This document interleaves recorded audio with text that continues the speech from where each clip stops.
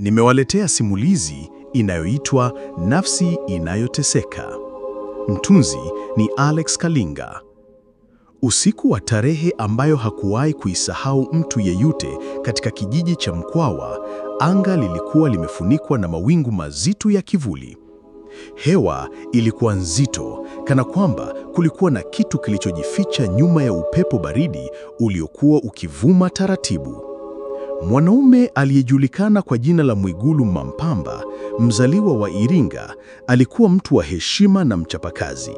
Alimiliki mashamba ya chai na nyumba kubwa iliyojengwa kwa mikono yake mwenyewe. Ndoto yake kubwa ilikuwa ni kuwaacha watoto wake watatu, Baraka, Eliza na Mdachi, wakiwa na maisha bora zaidi ya alivyopata yeye. Lakini siku hiyo kulikuwa na ukimya usio wa kawaida. Majirani walihisi kitu kibaya, ila hawakujua nini. Wakati huo Mwigulu alikuwa amelala sebuleni baada ya kurudi shambani. Mkewe Neema alikuwa jikoni akiandaa chakula cha jioni. Mara ghafla mlango ulipigwa kwa nguvu. Kabla Neema hajafika kuangalia, kilio cha ajabu kilisikika kutoka sebule, kilio cha mtu anayeng'ang'ania pumzi ya mwisho. Alipoingia, alimkuta Mwigulu akitetemeka, macho yakiwa yametanuka na mikono yake ikijishikiza kifuani kana kwamba kitu kisichoonekana kinamkaba koo. Hakukuwa na alama ya mtu mwingine wala silaha. Ni kana kwamba hewa yenyewe ilikuwa imegeuka kuwa adui yake. Ndani ya dakika chache tu, alipumua kwa mara ya mwisho, akatulia. Kifo chake kilibaki kitendawili. Hakukuwa na sumu, hakukuwa na jeraha. Daktari wa kijiji alibaki akibubujika jasho akisema, labda ni mshtuko wa moyo, lakini hata yeye mwenyewe hakusadiki. Siku za mazishi zilipofika, watu walikusanyika kutoka kila kona ya Iringa. Kila mtu alimkumbuka kama mtu wa msaada na mwadilifu. Hata hivyo, wakati jeneza likishushwa kaburini, upepo mkali ulivuma ghafla, ukazima mishumaa yote iliyokuwa imewashwa karibu na kaburi. Wazee wa kijiji walinong'ona kwa hofu, roho yake haijapumzika. Walichokosa kujua ni kwamba kweli Mwigulu hakuwa amepumzika. Alijikuta akisimama gizani, mwili wake ukiwa mdogo, mbali na roho yake ikiwa bado hai. Aliona kila kilichokuwa kikiendelea, ndugu wakilia, Neema akilalama na marafiki wakimfariji. Lakini kitu cha kutisha kilimtikisa. Alijiona akihudhuria mazishi yake mwenyewe. Sauti nzito na ya kutisha ilisikika nyuma yake. Bado safari yako haijamalizika, Mwigulu Mwampamba. Utashuhudia zaidi ya macho ya kawaida. Alipojigeuza, giza likameza kila kitu na safari yake kwenye ulimwengu mwingine ilianza. Giza lilikuwa limekithiri, lakini ndani yake kulikuwa na miale ya sauti zisizoeleweka. Zilikuwa sauti za walalamikaji, za waliokufa kwa ghafla, sauti za watoto waliolia pasipo faraja, na sauti za wake waliopoteza waume zao kwa mikono ya usiku. Mwigulu alitembea bila miguu kugusa ardhi. Alikuwa hewani, akielea kwenye anga isiyo na mwisho. Mara akasikia mlio wa kengele ya mbali, mlio uliomrudisha taratibu kwenye dunia ya walio hai. Lakini sio kama mwanadamu tena, bali kama kivuli. Alijiona nyumbani kwake. Mbele ya macho yake, mkewe Neema alikuwa ameketi sebuleni, macho mekundu kwa kilio, lakini jirani mmoja, Shedrack, rafiki wa karibu wa Mwigulu, alikuwa amekaa naye karibu mno. Shedrack alionekana mwenye huzuni, lakini nyuma ya macho yake kulikuwa na kitu kisichokuwa na heshima. Tamaa.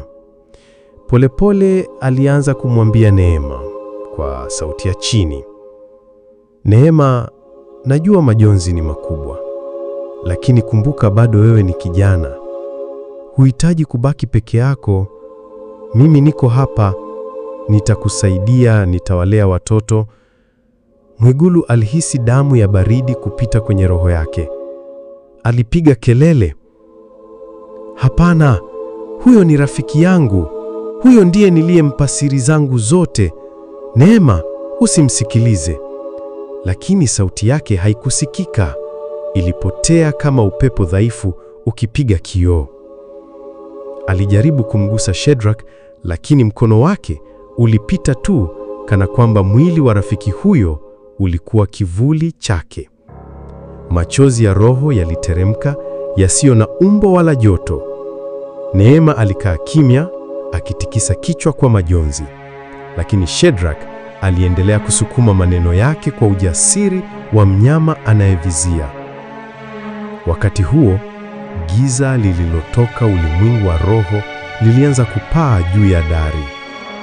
Kwa macho ya Mwigulu lilikuwa kama kivuli cha joka kubwa. Sauti ile ile nzito aliyosikia kaburini ikamwambia, Mwigulu, hii ndiyo sura ya kwanza ya usaliti. Imeona mwanzo, lakini subiri. Dhiki kubwa zaidi inakuja baada ya siku 40. Roho yake ikatetemeka. Alijua sasa kwamba safari yake haikuwa ya kuangalia tu, bali ni ya kushuhudia kila jeraha linaloletwa na wale aliowaamini. Siku zilikimbia taratibu, zikisukumwa na maombolezo na nyimbo za huzuni. Nyumba ya Mwigulu ilibaki imejaa wageni, marafiki na ndugu waliokuja kutoa pole. Lakini roho yake ikining'inia gizani, iliona jambo ambalo macho ya walio hai hayakuona. Wengi kati yao walikuwa na mioyo ya tamaa badala ya huruma. Siku ya 40 ilipowadia, tambiko kubwa lilifanyika. Ng'ombe alichinjwa, chakula kiliandaliwa na watu walijazana kula na kushiba. Lakini ndani ya mioyo yao walikuwa wakisubiri jambo moja tu: mali za Mwigulu. Baada ya tambiko, wazee wa ukoo walikusanyika chumbani. Neema aliletwa pale, macho yakiwa yamevimba kwa kulia, huku watoto wake wakimshika mkono. Lakini sauti ya mzee mmoja aliyekuwa na nguvu kuliko wote ikavunja ukimya. Kwa desturi za ukoo huu, mali za marehemu hazibaki kwa mjane, zinapokewa na ndugu wa damu. Hivyo mashamba, mifugo na nyumba hii sasa ni mali ya kaka zake na ndugu zake. Neema aliangua kilio kikali. Lakini watoto wake watabaki wapi? Watakula nini? Lakini macho ya ndugu hao yalikuwa baridi kama mawe. Walimtoa nje ya chumba hicho, wakibaki kuhesabu mashamba na mali kana kwamba walikuwa wanagawana nyama ya mzoga. Mwigulu, akiwa roho isiyo na mwili, alipiga kelele za uchungu. Ninyi ni ndugu zangu, niliwapenda, niliwasaidia. Hivi ndivyo mnawalipa watoto wangu? Lakini kama ilivyokuwa awali, hakuna aliyemsikia. Sauti yake ilipotea hewani na kuacha kilio kisicho na majibu. Siku chache baadaye, Neema alilazimishwa kuhama nyumba kubwa aliyojenga pamoja na mumewe. Alibeba watoto wake na vitu vidogo vilivyobaki, akaenda kupanga chumba kidogo kando ya kijiji. Wakati huo Shadrach alianza kuonekana mara kwa mara, akileta msaada wa chakula na maneno matamu, akijaribu kuingia nafasi aliyoiwinda kwa muda mrefu. Watoto wa Mwigulu walikuwa wakilala njaa, wakitembea uchi kwa kukosa nguo mpya. Waliokuwa wakiitwa wajomba na mama wadogo, sasa walikuwa wa kwanza kugeuza nyuso zao, kana kwamba watoto hao hawakuwa damu ya familia yao. Mwigulu aliuona unyama huu wote. Kila siku roho yake ilizidi kuwa nzito, ikijaa hasira na uchungu. Alitamani macho ya Neema yaone kile ambacho yeye aliona, sura mbaya za wanafiki waliovaa vazi la heshima. Usiku mmoja, alipoelea karibu na kitanda cha mkewe, ile sauti ya giza ikarudi tena, ikatingisha kuta za ulimwengu wa roho. Umeona mwanzo wa mateso. Sasa ni wakati wa kuamua. Je, unataka kubaki hapa au unataka nafasi ya mwisho kurudi duniani, si kama mwanadamu tena, bali kama kivuli cha kisasi? Roho ya Mwigulu ikatetemeka, lakini hasira ilizidi hofu. Alipiga kelele gizani, nipeni nafasi hiyo, nipeni nguvu. Nataka kurudi kuwalipiza wote waliogeuza macho yao dhidi ya familia yangu. Giza likazidi kukua, likamfunika, na kwa mara ya kwanza tangu afe, alihisi pumzi baridi ikirudi kwenye roho yake, ishara ya safari ya kisasi kuanza. Usiku ulikuwa mzito, upepo ukilia kama mtoto aliyeachwa gizani. Miti ya miarobaini iliyokuwa jirani na kijiji ilining'inia kana kwamba inasujudia kitu kisichoonekana. Wakati huo, kaburi la Mwigulu lilianza kutikisika kimya kimya. Ardhi ikapasuka kwa mstari mwembamba na upepo wa baridi ukatoka humo, kana kwamba kulikuwa na pumzi ya mtu aliyefungwa kwa muda mrefu. Kutoka kwenye ufa huo mdogo, kivuli cheusi kikajitokeza, kikikua na kuchukua umbo la mwanadamu. Macho yake hayakuwa na weupe wala mboni, bali yalikuwa shimo refu linalong'aa kwa mwanga wa huzuni. Ilikuwa ni roho ya Mwigulu Mwampamba, sasa si kama mume wa familia, bali kama kivuli cha kisasi. Sauti yake mpya ilikuwa nzito na ya kugaragaza, kana kwamba ilitoka ardhini yenyewe. Mliofurahia machozi ya watoto wangu, sasa nitakunyweni machozi yenu. Ndugu wa Mwigulu walikuwa wameanza kufurahia mali. Shamba la chai lilikuwa limejaa watu wao, wakivuna bila kujali. Usiku huo huo, mmoja wa kaka zake, anayeitwa Lutengano, alilala chumbani mwake baada ya siku ya kusherehekea mavuno. Usiku ulipokolea, alisikia mlango ukifunguka taratibu. Alipoangalia, hakukuwa na mtu, lakini moshi mweusi uliingia chumbani, ukajaa harufu ya udongo wa kaburi. Lutengano akapiga kelele, "Ni nani huko?" Lakini badala ya jibu, sauti nzito ikajibu kutoka gizani, "Ni yule uliyesahau, yule uliyemnyang'anya watoto wake. Lutengano, umesahau haraka sana." Baridi kali ikapita mwilini mwake. Alipojaribu kusogea, alijikuta amefungwa, mikono yake imeshikiliwa na kitu kisichoonekana. Ndipo kivuli cha Mwigulu kikajitokeza, kikikaa miguuni mwa kitanda chake. Macho yale yenye mwanga wa huzuni yakamwangalia moja kwa moja. Usiku wa giza nene uliendelea kumeza kijiji cha Mkwawa.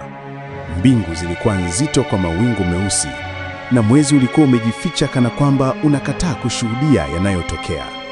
Watu walilala kwa hofu, wakifunga milango na madirisha, lakini ndani ya giza kulikuwa na macho yanayowatazama. Kaka mwingine wa Mwigulu, aitwaye Ngwanza, alijivuna kuwa shujaa. Alipuuza minong'ono ya kijiji akisema, "Hizo ni hadithi za wake waoga. Mwigulu amekufa na kilichobaki ni mali, na mali sasa ni yetu." Siku moja, alipokuwa akitembea shambani peke yake, upepo mkali ulipiga miti kana kwamba ilikuwa mvua kubwa, lakini anga lilikuwa kavu. Ghafla, nyasi zilianza kutikisika kana kwamba kuna mtu anapita haraka. Ngwanza alisimama, akasikia sauti nzito ikimuita kwa mbali, "Ngwanza, uliwaona watoto wangu wakilia njaa, ukageuza uso wako. Hii ndiyo zawadi yako." Ghafla, ardhi chini ya miguu yake ikalegea kana kwamba ni matope, na mikono meusi isiyo na mifupa ikamvuta chini. Akapiga kelele kali, lakini hakuna aliyemsikia. Alipovutwa hadi kiunoni, akaona kivuli cha Mwigulu kimesimama mbele yake, macho yakiwa kama miali ya kaburi. "Leo hutakufa Ngwanza, lakini kila mtu atajua ulichokiona. Utakuwa shahidi wa kwanza wa hasira yangu." Mikono ile ikamrusha juu kwa nguvu, akapigwa chini ya mti wa miarobaini.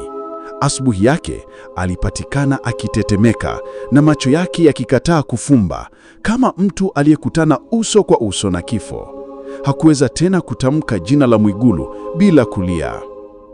Kwa upande wa Shedrack, mateso yake yalikuwa ya polepole na ya kisaikolojia. Kila alipokuwa peke yake, alihisi macho yakimtazama. Mara alipoingia msalani usiku, kivuli cha mtu kilimkalia nyuma ya mlango. Aliposogeza pazia la dirisha mchana, akaliona kwa sekunde chache kivuli kikisimama shambani, kimya lakini kikimtazama. Usiku ulianza kwa kimya kizito. Mbwa wa kijiji walibweka, kisha kukaa kimya ghafla, kana kwamba kitu kisichokuwa cha kawaida kiliingia. Watu walilala kwa hofu, kila nyumba ikiwa imefungwa kwa mbao na kufungwa mihimili ya tambiko. Lakini hakuna tambiko lililoweza kuzuia kivuli kilichoinuka kutoka kaburi.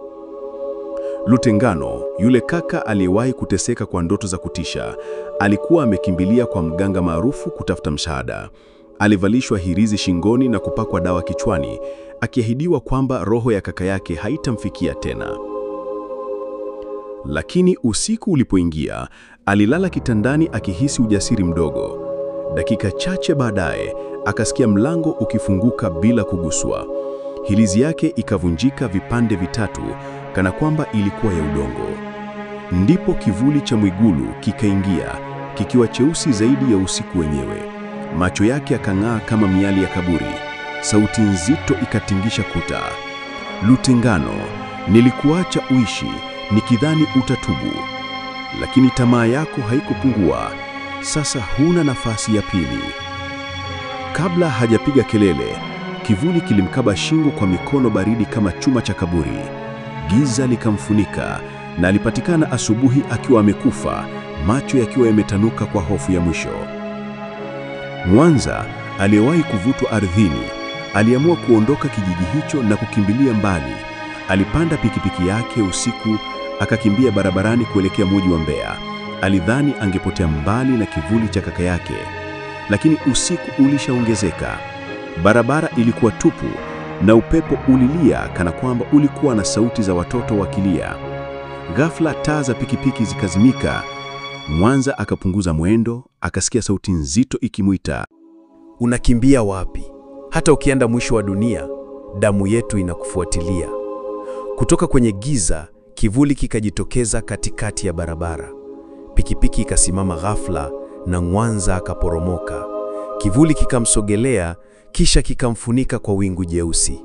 Asubuhi yake, mwili wake ulipatikana barabarani ukiwa na alama za vidole vyeusi shingoni, kana kwamba mtu aliyekufa ndiye aliyemgusa. Kwa upande wa Shedrack, mateso yake yalikuwa ya kisaikolojia zaidi. Alianza kufuli milango na madirisha, akilala na panga mkononi. Lakini hata hivyo, hakupata usingizi. Kila akijifunika shuka, alihisi mtu akimvuta miguu. Mara aliposogea dirishani, akamwona kivuli cha rafiki yake akitabasamu gizani. Wakati mmoja, akajaribu kukimbia usiku kuelekea kwa Neema kumlilia msaada. Lakini aliposogea mlangoni, upepo mkali ukamrusha nyuma. Sauti ile nzito ikamwambia, wewe Shedrack, unajifanya mkombozi, lakini ndani yako ni sumu. Wakati wako unakuja na hautapona. Shedrack akaanza kufifia akili. Alianza kuzungumza peke yake, akitaja jina la Mwigulu kana kwamba bado yuko hai. Watu wa kijiji walimuona akitembea mchana kweupe, akizungumza na hewa tupu. Hofu ikawa kubwa. Wazee walikiri kuwa nguvu za ukoo zilikuwa zimelaaniwa. Walisema, roho ya Mwigulu imerudi na haitapumzika hadi haki ipatikane. Watoto wa Mwigulu walisalia maskini, lakini walihisi joto la ajabu kila walipoomba. Baraka ota ndoto za baba yake akisema, mwanangu, usiogope, baba yako anasimama kwa ajili yenu. Machozi yenu hayatapotea bure. Kisasi kilikuwa kimepanda juu zaidi. Roho ya Mwigulu haikurudhika tena kwa hofu pekee, sasa ilikuwa inakula damu na pumzi za wasaliti wake. Kijiji kizima kilikuwa kimegeuka kuwa kivuli cha hofu. Watu hawakulala tena usiku. Walikaa karibu na moto wakiimba nyimbo za tambiko, wakitumaini kuzitupa mbali sauti za maombolezo ambazo zilikuwa zikipulizwa na upepo kutoka kwenye makaburi. Wazee walikiri hadharani, kivuli cha Mwigulu hakitapumzika hadi kisasi chake kimalizike. Na sasa aliyebaki ni mmoja, Shedrack. Shedrack hakuwa tena yule mtu aliyekuwa akitembea kifua mbele. Nywele zake zilianza kukauka, macho yake yakawa mekundu kwa kukosa usingizi. Usiku wa manane alikuwa akibeba panga na hirizi 10 shingoni, akitembea huku na huku ndani ya nyumba yake ndogo. Kila kona aliyoigeukia alihisi macho ya kumtazama. Mara alipoangalia ukutani, kivuli cha Mwigulu kiliibuka na kupotea haraka. Mara nyingine aliposhikia maji jikoni, akajikuta akisikia sauti nzito ikinong'ona, Shedrack, ulinitabasamia mezani, ukinywa pamoja nami, lakini moyoni ulikuwa ukimtamani mke wangu. Je, sasa utaweza kunywa damu yako mwenyewe? Wazee wa kijiji waliamua kufanya tambiko la kuondoa kivuli. Walichinja mbuzi, wakachora alama za kinga kwenye udongo na kumuita mganga maarufu kutoka mbali. Usiku ulipofika, watu walikusanyika karibu na kaburi la Mwigulu, wakiimba kwa nguvu. Lakini upepo mkali ulizima moto wote kwa pigo moja. Watu wakapiga kelele na kutoka kwenye giza kivuli cha Mwigulu kikaibuka, kirefu cheusi, macho yake yakiwaka kama makaa mekundu. Sauti yake ikatingisha hewa. Hamna tambiko linaloweza kuzuia kilio cha watoto wangu. Hamna kinga kwa usaliti. Shadrach, njoo mbele. Shadrach alijaribu kukimbia, lakini miguu yake ilikwama kana kwamba ardhi yenyewe imemshika. Kivuli cha Mwigulu kilitembea taratibu, kila hatua ikitikisha ardhi. Watu wote walitawanyika kwa hofu, wakilia. Mwigulu akainua mkono wake wa kivuli, na mikono ya giza ikamtoka ardhini, ikamfunga Shadrach mikono na miguu. Shadrach akalia kwa sauti, Mwigulu, nilikuwa rafiki yako, niliwapenda watoto wako. Lakini kivuli kikamkatisha kwa sauti nzito, ulipenda mali zaidi, ulipenda tamaa yako kuliko udugu wetu. Na sasa, rafiki, nitakuonyesha gharama ya tamaa. Kivuli kikamnyanyua Shadrach hewani. Macho ya Shadrach yalionekana yakipoteza mwanga taratibu, huku damu ikitiririka polepole kutoka pua na masikio yake. Ndipo kilichoshtua kijiji kizima kikafanyika. Mwili wa Shadrach ukaanza kuzeeka ghafla, kana kwamba miaka mingi imepita kwa sekunde chache. Ngozi yake ikakunjamana, mifupa ikapinda, na aliporushwa chini, hakukuwa tena na kijana aliyewahi kuitwa rafiki, bali fuvu lililomeguka na mavumbi. Ukubwa wa tukio hilo lifanya kila mtu atikisike. Wazee walipiga magoti, wakakiri kosa lao. Tuliruhusu tamaa kutawala, na sasa roho ya haki imetunyamazisha. Lakini kivuli cha Mwigulu hakikusema tena. Baada ya hukumu ya Shadrach, kilipotea taratibu ndani ya giza, kikibaki kimya, kana kwamba kilikuwa kimeridhika au kinasubiri jambo jipya. Watoto wa Mwigulu walihisi joto lisilo la kawaida usiku huo. Baraka akaota ndoto ya baba yake akisema, nimewalinda, lakini bado dunia ni chungu. Msiogope, nipo ndani ya damu yenu. Kijiji kilibaki kikiwa kimegubikwa na hofu na simanzi. Hakuna aliyethubutu tena kugusa mali ya marehemu, wala kuzungumzia kwa mzaha jina la Mwigulu. Lakini ndani ya usiku, upepo ulipozunguka, watu walikiri kusikia sauti ya mbali ikilia, niliwaacha na dunia, ila dunia ilinigeuka, haki imenijibu kwa damu. Usiku ulipoingia baada ya kifo cha Shadrach, kijiji cha Mkwawa kiliingia kwenye ukimya mzito. Hakukuwa tena na kelele za tambiko, hakuna tena ujasiri wa vijana kucheza ngoma usiku. Hakuna mtu aliyetaka kutembea peke yake hata mchana. Hata ndege walionekana kuepuka anga ya kijiji hicho. Lakini ingawa kisasi kilikuwa kimeshaukia, roho ya Mwigulu haikupata pumziko. Ilijikuta imenaswa kati ya dunia mbili, ulimwengu wa roho na dunia ya walio hai. Usiku mmoja, Neema alilala akiwa amechoka na kulia kimya baada ya watoto wake kulala njaa. Ndipo akaota ndoto ya ajabu. Nyumba yake ndogo ikafunguka ghafla kwa mwanga wa ajabu, na Mwigulu wakaonekana, si kivuli tena, bali kama alivyoishi, mwenye uso wa upole, macho yake yakitoa machozi ya huzuni. Akamwambia kwa sauti tulivu, Neema, nimewalinda. Shadrach na ndugu zangu wamelipa, lakini moyo wangu haupumziki. Natamani ningekuwa nawe, nikiwalea watoto wetu. Nipo hapa, lakini siwezi kuingia tena mwilini. Nimefungwa kati ya dunia mbili. Neema akaangua kilio, akasema, Mwigulu, unaniacha vipi na mateso haya? Mtoto wako mkubwa anahangaika kama mwanaume mdogo, na mimi siwezi kumsaidia. Njoo utuokoe kabisa. Lakini Mwigulu alitikisa kichwa, machozi yakimtiririka. Sitaki kuwa mzigo kwenu. Nikiwa kivuli cha giza, mtawaumiza zaidi. Natamani Mungu angeniruhusu nirudi kama nilivyokuwa. Lakini sasa nimebeba damu ya kisasi. Mimi si tena yule mume uliyemjua. Baada ya ndoto hiyo, roho ya Mwigulu ilianza kusumbuliwa. Kila mara ilipojaribu kubaki karibu na watoto wake, mwanga mkali wa roho njema uliijia ukijaribu kuifukuza. Lakini kila mara ilipojaribu kwenda upande wa giza, sura za watoto wake waliolia njaa zilimrudisha. Alijikuta akisikia sauti mbili zikigombania ndani yake. Sauti ya giza ikisema, umeonja damu ya wasaliti, endelea. Dunia hii ni ya hila na haki hupatikana kwa nguvu za kivuli. Sauti ya mwanga ikisema, umeulinda ukoo wako, sasa pumzika, usigeuke peko.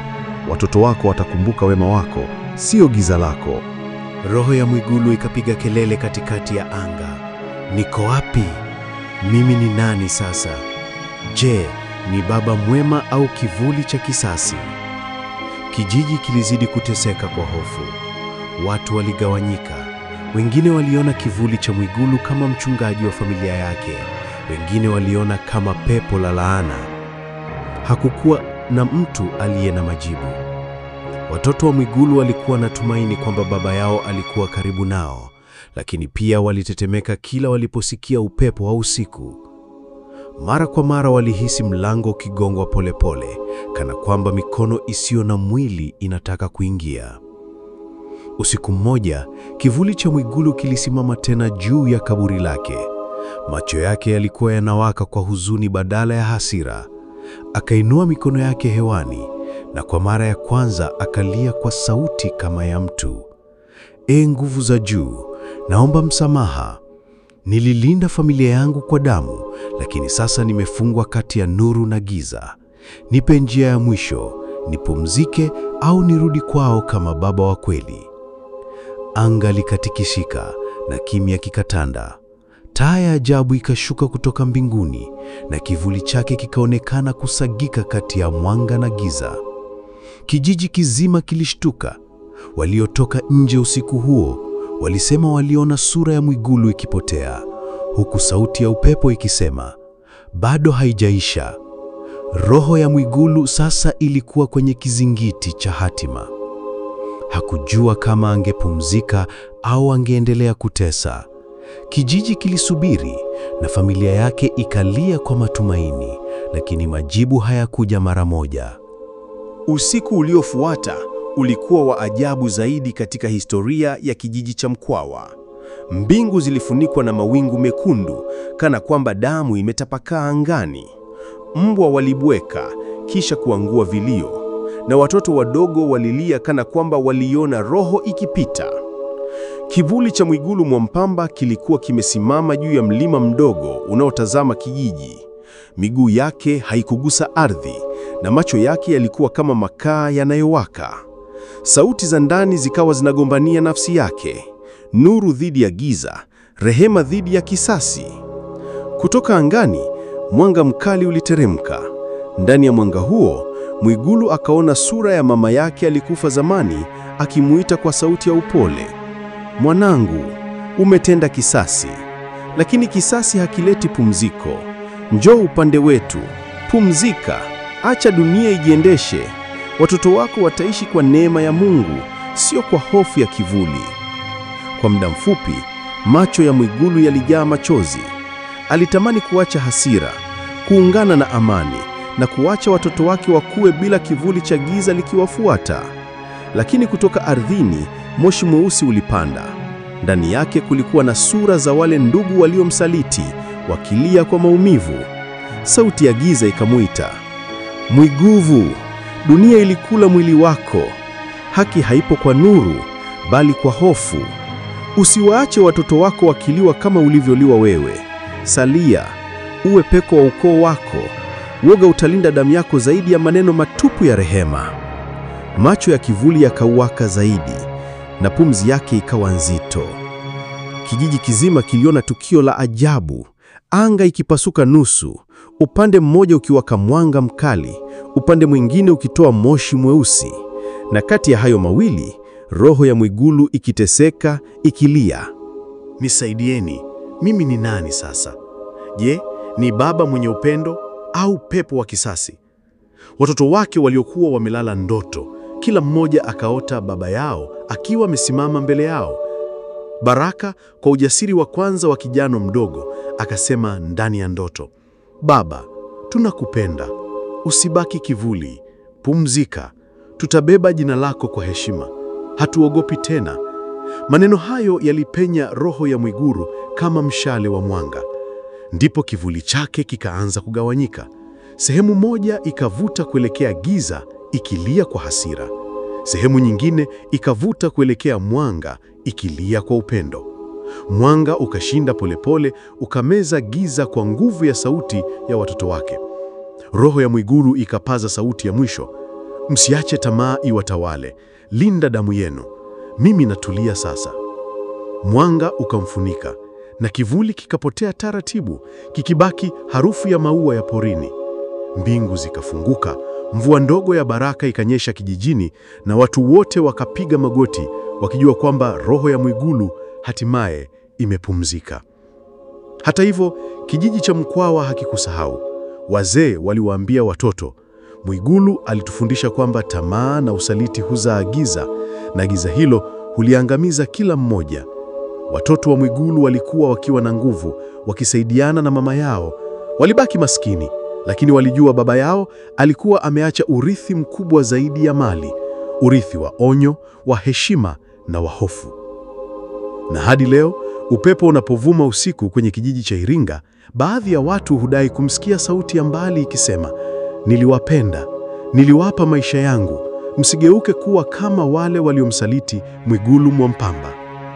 Asanteni kwa kuwa nami toka mwanzo mpaka mwisho wa simulizi yetu pendwa inayoitwa Nafsi Inayoteseka.